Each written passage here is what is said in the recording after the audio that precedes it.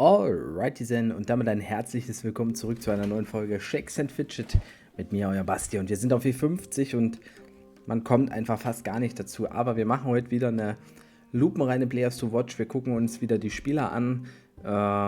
Auch wenn ich nicht großartig Bezug auf die letzte Folge nehmen kann. Die ist auch schon grob 2 Wochen her. Aber wiederum ist der Server auch bald 1 Monat alt. Und ich muss mir auch auf jeden Fall dann demnächst die Gilden angucken. Deshalb jetzt Players to Watch. Und da bin ich auch mal gespannt, wen wir hier noch aktiv sehen und wen möglicherweise nicht mehr. Man kriegt es ja in der Ehrenhalle nicht unmittelbar mit, weil da guckt man sich immer nur die höchsten Spieler an. Ja, wir schauen mal rein. So. Affenkopf. Wir gehen von oben nach unten durch. Oder? Ne, warte mal. Habe ich das sonst auch gemacht? Wie habe ich das letzte Folge gemacht? 107 Bar. Ja, habe ich auch das letzte Mal so gemacht. Das ist einfach sonst zu krass. Kann ich nicht anders machen. Affenkopf, wir fangen bei dir an.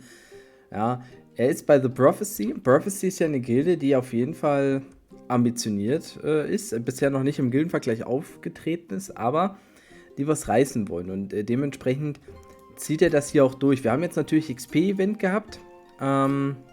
So, Grüße an dich, wenn du meine Beschreibung mal liest. Ach, auch gut. Ja, lese ich eigentlich sehr häufig, wenn ich es nicht vergesse, ja. Level 100 hat er gemacht vor dem XP-Event. Beziehungsweise zum XP-Event. Da ging anscheinend einiges bei ihm. Also, er ist jetzt 112. Wenn er da 100 geworden ist, hat er das XP-Event sicherlich genutzt. War bestimmt noch in Dungeon gefallen. Ja, und peu à peu steigen Spieler wie Affenkopf, die da dranbleiben, die auch einen ordentlichen Char haben, steigen im Level. Also das sind dann immer die sehr interessanten Spieler. Ich meine, er ist jetzt Rang 3832. Ich weiß nicht, ob er gerade auf Ehrenhalle spielt oder so, weiß ich nicht. Aber tendenziell sind die Spieler in einem Jahr in der Ehrenhalle dann schon weiter oben, normalerweise. Ja, das muss man halt immer wieder erwähnen.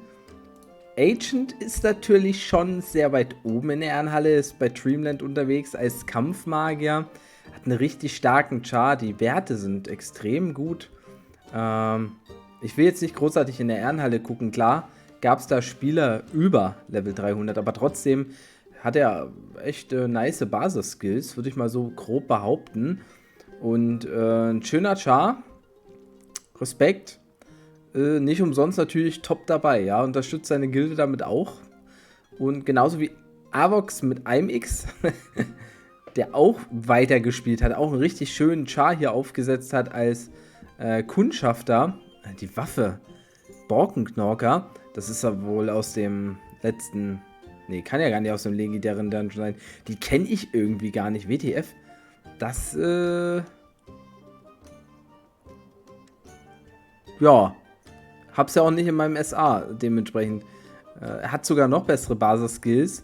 Hat natürlich einen Klassenvorteil, aber auch sehr, sehr fetter Char, der hier unterwegs ist. Sogar eben mit dem goldenen Goldrahmen. Und da sage ich schon, ich vergesse hier nicht in die Beschreibung zu gucken. Da habe ich nicht in die Beschreibung geguckt. Er schreibt Mushrooms Use 27k. Ist das aktuell? Würde mich mal sehr interessieren. Kann ich mir vorstellen, ja. Aber würde mich sehr interessieren. So, bei Agent gucken wir auch nochmal rein, ob er was geschrieben hat. Aha. Bester Rang 18. Ich hätte lieber Fragen, die nicht beantwortet werden können, als Antworten, die nicht hinterfragt werden können. Sehr hochtrabend. Das ist mir jetzt aktuell zu spät für so viel Lyrik. Ja, aber zieht er auch echt krass durch. Ja, also wie gesagt, hier auch die Spieler Avox mit Doppel-X, kommen wir mal gleich dazu, als Druide.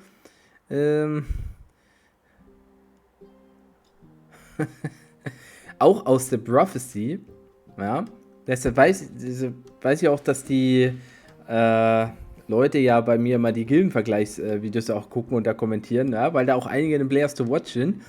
Guter Druide, hat leider nichts fürs SA, hätte ich vielleicht angreifen können, aber ich hätte auch wiederum befürchtet, dass ich vielleicht den Kampf verliere.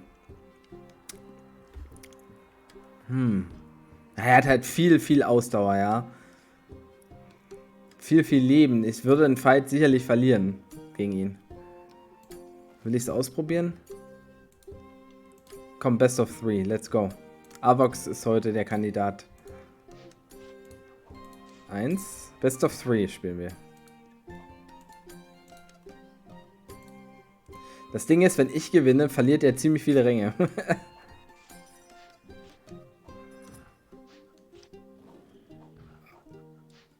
Von der Fähigkeit her dominiert er mich gerade hier. Oh! Okay. Ganz knapp, Avox. GG. Dann kommen wir zu Bifrozen. Bifrozen ist auch gut am Start. SA für die Stufe ist auch gut. Ist immer, glaube ich, immer noch bei Rising Star. Genau, er war von Anfang an bei Rising Star. Ja, spielt hier auch einen soliden Kundschafter. Ich denke, das XP-Event hat ihm auch was gebracht. Kann ich natürlich nicht sagen, wie viel Level, aber wir sind immerhin noch sexy. Das lohnt sich. Kommen wir zu dem Berserkers Mage, der auch im SA, glaube ich, ein bisschen was gemacht hat. Also 66% ist für das Level definitiv nicht schlecht. Für die Zeit auch angemessen, aber trotzdem nicht schlecht. Und klar, er nutzt vielleicht auch den Heiligen Gral. Wäre auf jeden Fall sehr sinnvoll, das zu machen. Er nutzt auch den Schmied, also ist auch immer ganz wichtig, dass man trotzdem die Features so weitestgehend nutzt. Klar, plus 6 bedeutet, er hat halt Metalle oder Erze gespendet, beziehungsweise ausgegeben dafür. Das kann man da ruhig machen. Das bringt einen kleinen Vorteil. Hier ist natürlich die Frage, ob man diese Waffe nicht gegen eine Waffe mit Sockel mal austauschen sollte, wenn man die Gelegenheit hat. Ja, das ist so ein bisschen das Ding. Aber ansonsten läuft der Hase hier. Er hat nichts drinstehen. Gehen wir weiter zu Darling, dem störartigen Darling, der jetzt kurz vor Stufe 200 steht. Da ist XP-Event auch genutzt, hat auch einige Dungeons geballert seit dem letzten Mal. Klar, ist ein bisschen Zeit vergangen. Hab aus Versehen mein Postfach gelernt. Ich weiß nicht, ob das noch aktuell ist, ganz ehrlich. Aber ja, betreibt das Ganze hier auch sehr akribisch, was ja gut ist. Und spielt halt einen guten Char auf jeden Fall. Macht jetzt auch immer, ist ja sowieso gut, auch bei uns, dass immer mehr Leute jetzt an die 200 oder drüber sind für die Raids und vor allen Dingen auch für den Gilden-Dungeon, für das Gildenportal eher gesagt. Sehr, sehr wichtig.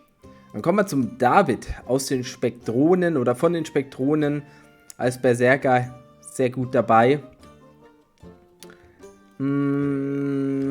Weiß nicht, ob man das SA. Ich muss bei mir im SA auch nämlich mal gucken. Vielleicht könnte er das auch machen, dass man vielleicht nur 1-2% bekommt. Irgendwo bei vielen Gegnern, die hier in der Ehrenhalle rumlungern. Das ist gut. Es gibt sehr viele Gegner. Das heißt, die Chance, etwas zu finden, ist da. Es kann nur länger dauern. Das ist so der einzige Nachteil. David ist also auch noch schön aktiv. Und er hat Level 200 am 31.07. geschafft. Ja, da ging auch. Da hat er noch mal was gemacht seitdem. Ja, XP-Event auch, denke ich mal, genutzt. Wobei, ich weiß nicht, was die Spektronen für Ausbauten haben. Also bei uns ist es so, dass ich jetzt selbst mit XP-Event eigentlich kaum Level gemacht habe mit den Quests. Liegt natürlich auch zum einen an den schlechteren Bonis, die wir haben. Double Trouble immer noch bei Black Friday unterwegs als Assassine. Ich finde den Namen halt mega nice. Für die Stufe auch ein sehr gutes SA. Spielt das gut durch. Hat hier viele Epics.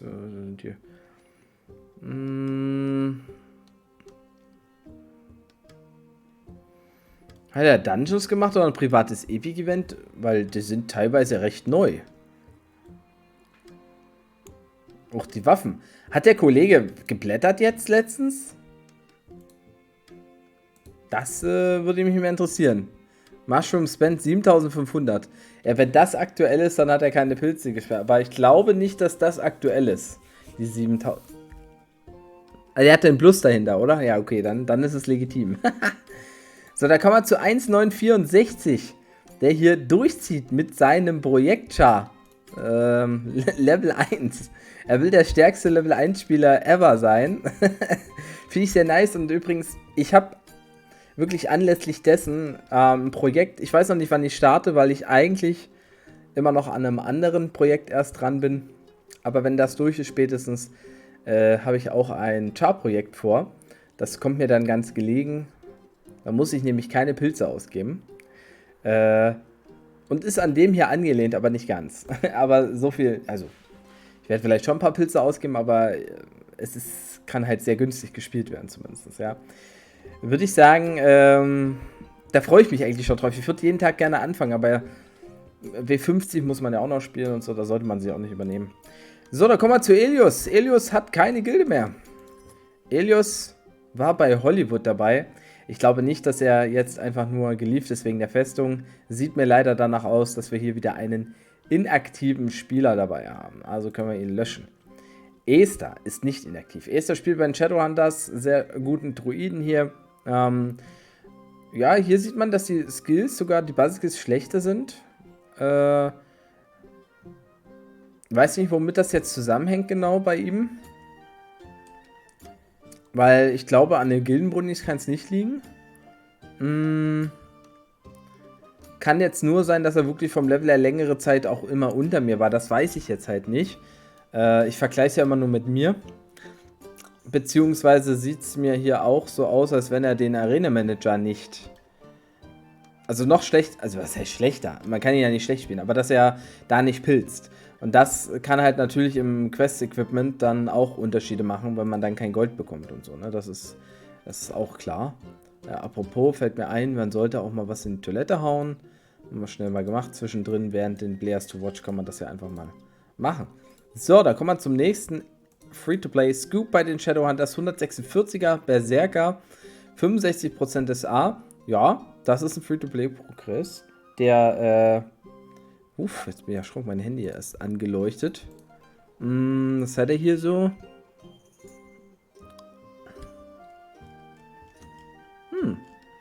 Da bin ich mal gespannt. Es ist schon wieder spät, Leute. Da bin ich gespannt, ob er als Free-to-Play-Scoop als Krieger, also von dem, was er da als Krieger erlebt hat und wie er es jetzt. Ne, Moment, der spielt ja auch einen Krieger, spielt ja gar keinen Berserker. Er macht das gut, weiter so, bleibt schön aktiv, finde ich nice. Wir gehen mal lieber zum nächsten. Ich bin schon wieder nur am Bullshit labern. Fräulein Haut drauf. Kampfmagier, 254 auch, aus Olympos. Die Gilde, die ja auch wieder gut ansteigt, neben Olympia. Oder hier auch sehr starke Basis-Skills, da sieht man den Unterschied SA auch. Spielt das sehr, sehr stark. Wir können hier was fürs SA farmen, aber ich glaube, dass ich nur durch Glück einen Fight gewinnen kann. Wir werden mal... WTF, ey. Was ist denn hier los, Leute? Das ist wieder eine vollkommen loste Runde. Aber es ist halt einfach so... Ich habe schon vorher gemerkt, dass es müde bin. Aber... Ach so, weil ich den Text hier offen hatte. Oder? Check ich nicht, wo ich da jetzt gerade drauf gedrückt habe. Aber hier ist es schon mega schwierig, das zu gewinnen. Pilze loaded 25.960. Bitte gerne auch sagen, ob das aktuell ist oder aktualisieren. Ist dumm, ihr wisst natürlich immer nicht, wann ich ein Video aufnehme. Ne? Deshalb, es liegt nicht an euch. Ja, ist ganz klar. Schön. Das habe ich mir mal mitgenommen fürs SA. Mussten ja nur 5-mal versuchen. Das ist eigentlich ganz gut. Kommen wir mal zum Gorgos, der auch kurz vor 200 steht. Der macht so ein bisschen Privatduell mit Mr. Hyde und Darling, glaube ich, bei uns in der Gilde. Klar, ist auch, dass er ja auf jeden Fall gutes SA hat. Vom Verhältnis her besser als meins sogar. Zwar weniger Prozent, aber er ist ja niedriger am Level, ist auch Krieger. Deshalb Chapeau. Da hätte ich nie gedacht, dass ich das mal sagen darf. Aber ja, die Frage ist, wie geht's hier weiter bei ihm? Er hat ein paar Items, die kann man verbessern, kann man ausrüsten, kann man tauschen. Hat er das vor oder nicht? Man weiß es halt nicht, ja. Der King of Dämonen. Müssen wir beim nächsten Mal schauen, wie weit es da gegangen ist. Grebo aus der Holzfällerhütte ist am Start. Auch ein Krieger, auch ein sehr starkes SA sogar. Ja, Basisattribute, achso, ja, da sieht man natürlich auch nochmal einen Unterschied, ne? Also, obwohl er vom Level dahinter ist, sind die ganz gut aufgestellt, aber die Bonis sind natürlich auch da. Und ja, der Kollege spielt auch den Arena-Manager, definitiv.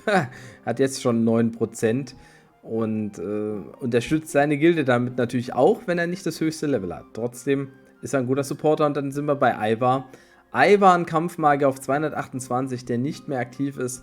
Das ist bitter, aber man weiß jetzt gar nicht, wie lange der schon nicht mehr aktiv ist. Naja. Naja. Wahrscheinlich bei Crit Happens gewesen. Ich weiß es nicht mehr, aber müssen wir natürlich runternehmen, den Kollegen. Tschüss, Iva. Also es ist zum ersten Mal, dass wir jetzt wirklich viele haben, die auch inaktiv sind. Der im Server ist knapp einen Monat alt. Das ist normal. Es ist immer schade, aber es ist normal. John von Girl spielt hier, glaube ich, einen etwas pilzenden Kundschafter. 150 hat er am 2.8. gemacht, okay. Da gingen jetzt nicht so viele Dungeons seither, aber ist auch nicht schlimm.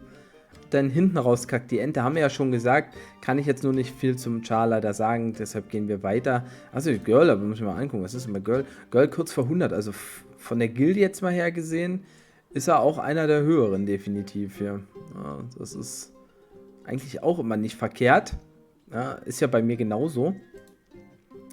Die können mit uns nicht mithalten. Was auch nicht schlimm ist, ne? Also ist keine Wertung dabei. Klößchen bei den Shadowhunters mit seinem Berserker. Steht hier im Abgang, hat auch gutes SA auf jeden Fall.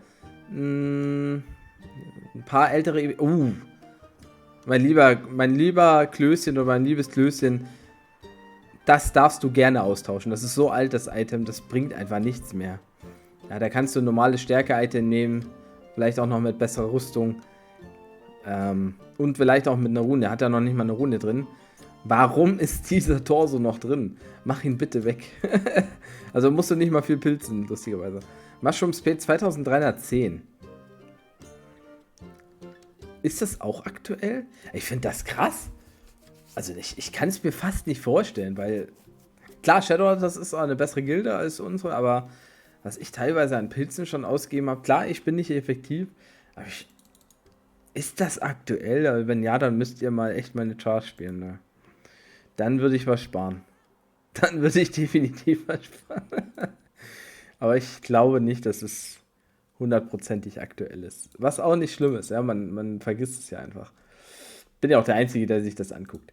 Dann bei Let's Runes. Ich weiß gar nicht, ob er auch schon letztes Mal einen Goldrahmen hatte. Aber hier haben wir natürlich nochmal einen sehr, sehr starken Kampfmagier. Sind die Skills auch nochmal höher. Feuerschaden 18%.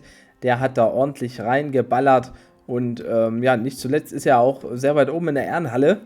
Einer der Holzfällerhütten, der auf jeden Fall hier auch eine tragende Rolle spielt.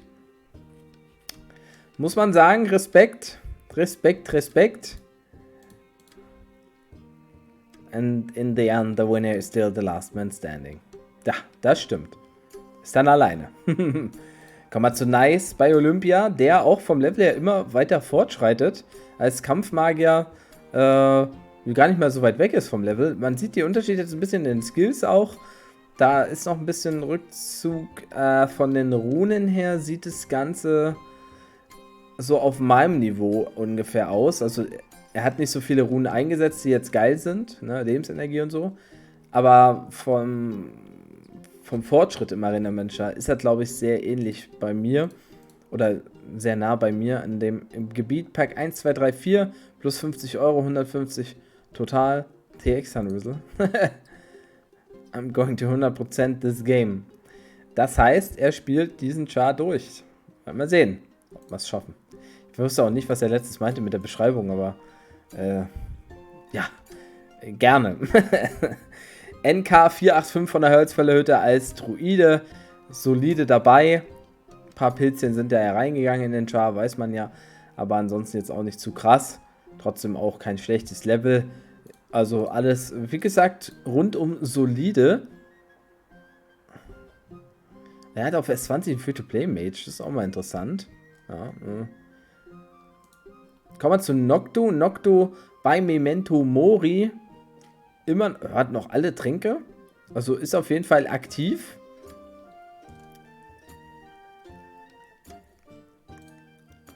Als Assassine, aber hat 4310 Pilze ausgegeben. Das könnte ich mir auch vorstellen. Ich frage mich, wie viele Pilze investiert wurden, um die Tränke aufrechtzuerhalten. Oder es ist durch den Kalender jetzt gerade passiert, weil sie vielleicht auch Raids machen. Memento Mori mal angucken, die Gilde 121er Durchschnittslevel. Das ist nicht weit weg von uns. Ja.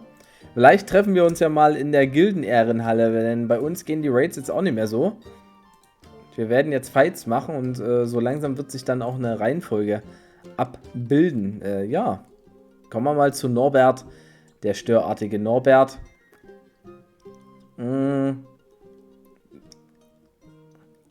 Nicht schlecht, der Char. Hat natürlich Verbesserungspotenzial. Aber hier muss man jetzt auch sagen, das sind andere Klassen. Also viele Players to watch, hätte ich auch nicht erwartet, haben doch wirklich entweder eine gute, effiziente Spielweise oder auch einige Pilze investiert. Ich glaube, bei Norbert ist das Thema Pilzen nicht so da. Na, das würde jetzt auch passen. Trotzdem immerhin 113, muss man auch sagen. Würde ich wahrscheinlich gar nicht schaffen. Also das ist immer eine Leistung. Ne? Ocean bei die Eisenhöhle hat kein Reittier mehr drin. Ich würde grob vermuten, dass er nicht mehr spielt. Obwohl er eine farbige Beschreibung hat. Ich lasse ihn zwar noch mal drin, aber ich glaube, wir müssen ihn rauslöschen. Kommen wir mal zu Reza. Ein Krieger, der ein wunderschönes Set hat. Sieht super aus. Passend zum Goldrahmen. Hat er sich bestimmt extra so vorne überlegt. Ja, Reza ist ein wirklich auch sehr, sehr guter Spieler. Der auch nicht den einen oder anderen Pilz scheut. Obwohl er hier einen alten Handschuh hat. Oder alte Schuhe. Ja, da könnte man natürlich nochmal ballern. Aber ja, richtig stark dabei. Auch in der Ehrenhalle mit dem Level recht weit oben kann sich behaupten. Also definitiv ein sehr sinnvoller Player to watch. Ja, und den Progress, den er da macht. Kommen wir zu Retro. Retro in der Burning Legion. Sehr gutes SA für das Level. Tränke sind auch gut, hat 15% Mount. Sicherlich sind hier ein paar Pilze drin, würde ich jetzt behaupten, aber nicht viele. Hier kann es auch durchaus sein, dass der Spieler nicht viele Pilze ausgeben musste, um das zu schaffen. Trotzdem sehr guter Char. Wir gucken uns mal die Gilde an. 144er Durchschnittslevel. Die sind sogar über uns. Die haben aber nur 23 Raids. Ja, denen fehlen die High-Level-Chars. Also im Schnitt sind sie besser wegen den Low-Level-Chars. Aber die High-Level-Chars, da sind wir etwas stärker aufgestellt. Ja, Hades, Crazy, Park, Zange sind alles über 200. Mr. Hyde auch mittlerweile. Das ist der Grund, warum wir mehr Raids haben. Also wir würden gegen die im Fight theoretisch gewinnen, obwohl wir schlechteres Durchschnittslevel haben. Das ist halt auch interessant, ja. Aber nice, cool. Hoffentlich spielen die auch alle da weiter. Wäre ein schöner Kampf, wenn die High-Level-Chars dann auch ein bisschen reinballern dort. Ja. Saftlan bei Black Friday unterwegs als Krieger. 50% Mount hat er noch. Tränke sind gar nicht so übel. Wahrscheinlich auch eher jetzt hier keine großartigen Pilze. Mushrooms Free 306. Alu gespielt 5560. Schreibst du deine ganze Alu hier rein? Da müsste man ja dann wirklich mal lesen, wie viel Alu er dann tatsächlich in dem Monat gespielt hat. Dann würde mal 300 Alu pro Tag wären ja bei 30 Tagen 9000 Alu. Ja. Er hat jetzt ein bisschen mehr als die Hälfte davon gespielt. Das heißt, mal so grob, naja, oder bei 200 Alu wären es ja 6000, ne, bei 30 Tagen. Wir können mir vorstellen, dass er bei den Events 300 Alu gespielt hat und ansonsten 100 Alu halt mit den Pilzen, die er gratis bekommt, ja. Das klingt logisch. Ob es so ist, werden wir noch sehen. Dann kommen wir zu Taube. Ja, meinem Lieblingsmitspieler, langjährigen Bekannten, der sich hier richtig einquartiert hat, der sehr, sehr starken Krieger auf diesem Server spielt, alles weitestgehend top dabei. Er nutzt auch Arena Manager richtig gut, den Schmied hat er richtig gut drin. Weiß ich, was die Spieler jetzt so täglich für Pilze verbrauchen, ne? Also so wie viel man jetzt so braucht, weil er kann ja vielleicht jetzt gerade keinen Dungeon so wirklich machen. Ja, da muss man manche Tage auch mal warten, aber ich könnte mir vorstellen, dass Taube dann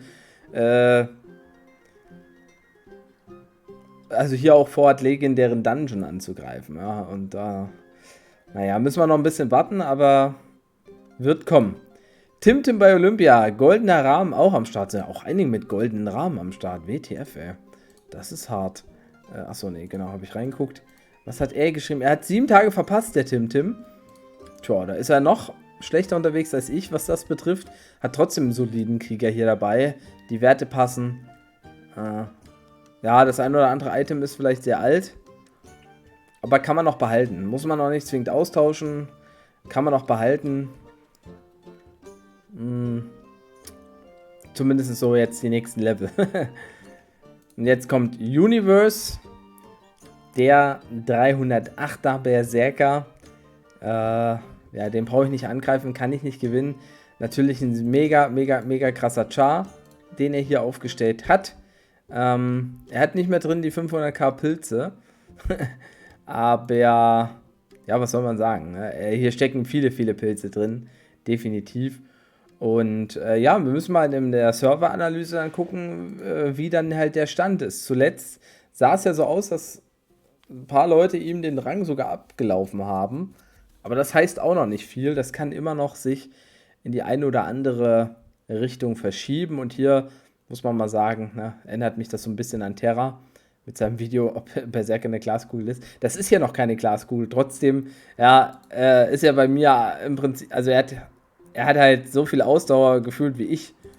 Und also, was das betrifft, ist er schon wiederum eine kleinere Glaskugel. Da geht es darum, dass er halt natürlich viel auf Damage getrichtert ist. Dementsprechend hat er auch nur Stärkesteine drin. Aber hier fehlen anscheinend auch immer noch schwarze Steine. Oder er will sie nicht blättern bei Hollywood. Das ist ein Nachteil gegenüber der Konkurrenz. Natürlich gerade auch im Leben. Und ich sehe gerade, er hat ja 8700. Ich dachte, er hat 6700. Okay, dann ist es vom Verhältnis fast schon wieder genauso eine Glaskugel wie ich. Sorry, aber wie gesagt, ist spät. Vedox bei Crit Happens hat sich auch nicht lumpen lassen, hier ein paar Pilze zu investieren. Aber spielt das 1-2 Level unter Taube zum Beispiel. Hat ja auch vor Longtime hier zu spielen. Finde ich aber echt nice, dass Taube und Vedox, also die auch sehr lange, ich weiß gar nicht, ob Taube auch bei S23 dabei war ursprünglich. Aber dass sie halt zusammen dort in der Gilde spielen. Eigentlich ärgere ich mich. Also Crit Happens wäre so jetzt von den Leuten, die da drin sind, auch eine Gilde, wo ich wahrscheinlich auch sehr gerne gespielt hätte. Also ich ärgere mich nicht, dass ich bei der Störartigen bin, aber wie häufig wird das noch passieren, dass die zum Beispiel zusammen in der Gilde spielen und ein gutes Niveau haben, ja? Das ist so eher das, was ich dann schade fände. Ja? Aber gut unterwegs und langfristig muss man ihn auf dem Zettel haben, ja. Genauso wie Vin Diesel als Magier. Finde ich schön, dass er auch weiterspielt. Bei Hollywood am Start auch eher ohne schwarze Steine. Scheint wirklich so zu sein. Als Magier sehr gut unterwegs. Im soliden Verfolgerfeld braucht man nichts meckern. Spielt das gut runter. Kommt von W48. Naja, siehst du. Da konnte er ein bisschen üben. Visigoth, auch bei Memento Mori. Die Gilde hat man schon. Auch ein Magier, die sind lustigerweise genau untereinander bei mir. Schönes SA-First-Level. Hier haben wir jetzt gesehen, dass Spieler Free-to-Play auf dieses Level jetzt gekommen sind natürlich. Und definitiv ist er ein Player to watch. Spieler 300 an und möchte ja einen krassen Magier hochziehen. Pilzansatz eher moderat. Da würde ich mich jetzt auch interessieren, wie viele Pilze hat er denn eingesetzt. Ja, das definitiv. Waldemar, 97, Olympia. Der hin und wieder auch YouTube-Videos bringt, na, habe ich gesehen. Accountkosten hier 170 Euro, 5070 Pilze paid. Das ist solide für diesen Char. Hat er auf jeden Fall nicht schlecht gespielt. Denke, man kann zwar im Detail immer was besser machen, aber soweit, ja, er scheint in den Arena-Manager jetzt auch so ein bisschen auf einen gewissen Punkt zu haben. Ich denke nicht, dass er pilzt, den Arena-Manager, aber dass er zumindest so auch Runen jetzt bekommen kann und jetzt vielleicht hofft er peu à peu auf neue Items mit Runen. Da ist natürlich dann noch Potenzial, vielleicht auch da einen Dungeon zu machen, ohne dass man jetzt viele Pilze ausgeben muss, wenn dann diese Sachen natürlich nicht blättert. Dann kommen wir mal zu Yuka von der Holzfällerhütte. 243er Berserker. Ja, der ist sehr ähnlich aufgestellt wie ich. Im Moment hat er noch eine schlechtere Waffe. Also die ist nicht schlecht.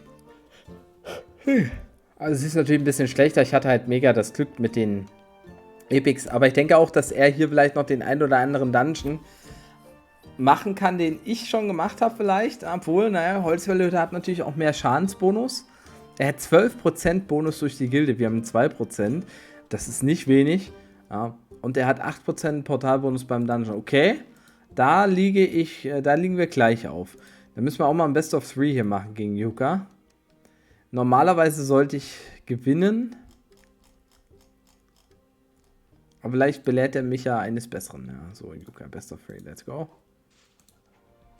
Okay, das war knapp. War auch knapp. Knappe Fights. Yuka macht hier nichts draus. Vielleicht wird es beim nächsten Mal anders. Und Zekarek haben wir auch noch am Start. Auch einer, der sogar, glaube ich, auf S23 unterwegs war. Er spielt aber nicht mit Vedox und Taube zusammen, sondern er spielt bei Project Alpha. Auch die Gilde hat man auf dem Schirm. Spielt hier auch ein Krieger. SA ist top für das Level. Die Items sind teilweise sehr alt. Ich würde dann schon auch mal, wenn nur ein Schuh im Laden ist oder sowas, würde ich dann schon auf eine Stärke-Schuh gehen. Wobei man, ja, ich habe auch für mich immer gesagt, wenn man jetzt die Hauptattribute zusammenrechnet und das immer noch über dem eigenen Level ist, dann muss man sie nicht zwingend austauschen. Aber ich glaube, er würde jetzt ja schon, ja, je nachdem, was er für eine Toilette hat, 380er Stärkewert oder so erhalten. Also das ist dann natürlich viel besser als 228, wenn man das mal so hochrechnet. Aber es ist ja immer die Frage, ob man halt blättern will, ne? Und wenn er das nicht möchte, muss man teilweise lange drauf warten. Oder man muss hoffen, dass man einen Dungeon macht und Glück hat.